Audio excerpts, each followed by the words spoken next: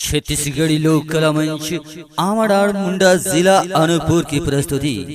मोर माया के जोड़ीदार गायक धन्नु ध्रुवे और धनीराम व गायिका प्रेमवती एक बार फिर लेकर आ रहे हैं छत्तीसगढ़ी गीतों की बौछार, जिसे आप सुनकर मदमस्त हो जाएंगे। तो सुनिए धन्नु ध्रुवे व प्रेमवती की मधुर आवाज में ये गीत।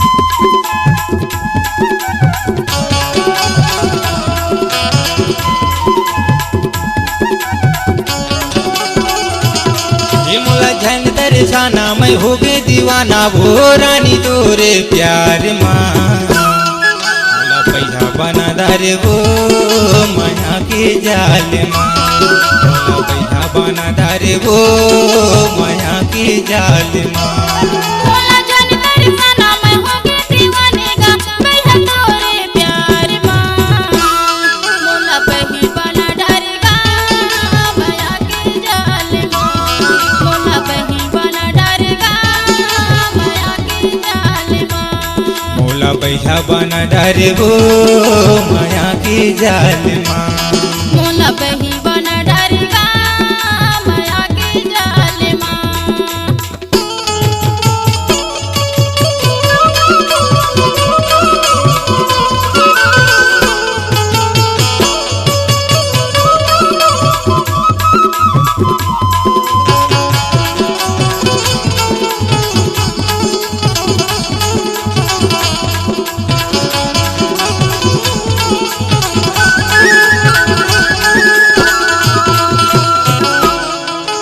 लपटा की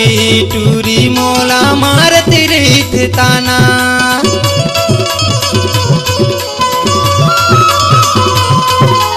लपटा के टूरी मोला मारत रहित ताना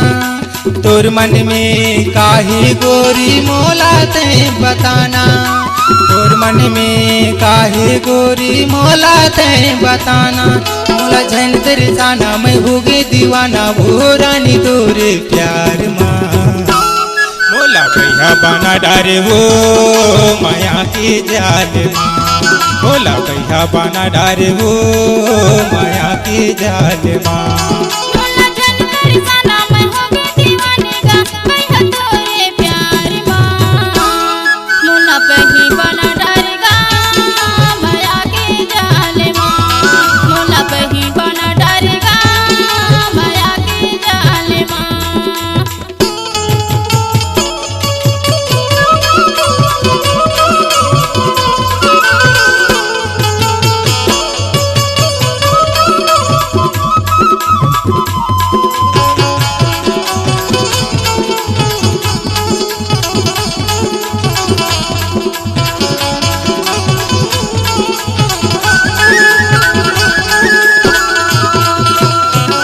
तोला मैं बला तू आगे कोई ना तोला बजाए तोला मैं बला तू आगे कोई ना तोला बजाए तगा मोला झन दे पे तैहा करे के करा तगा मोला झन दे पे तैहा करे के करा मोला झन दर्शाना मैं हो गए दीवाने गा पैसा तोरे प्यार माँ मोला पैसा बना डारेगा माया के जाल माँ मोला पैसा बना डारेगा माया के जाल माँ। मोला झन दर्शाना मैं हो गए दीवाना वो रानी तोरे प्यार माँ मोला पैसा बना दारे वो माया के जाल माँ मोला पैसा बना डारेगा माया के जाल माँ।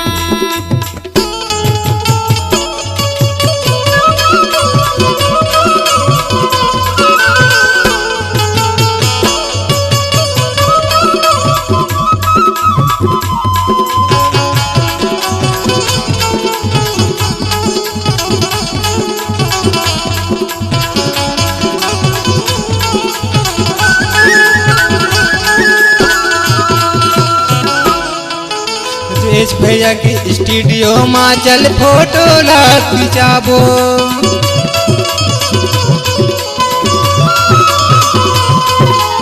मुकेश भैया के स्टूडियो में चल फोटो ला खिंचाबो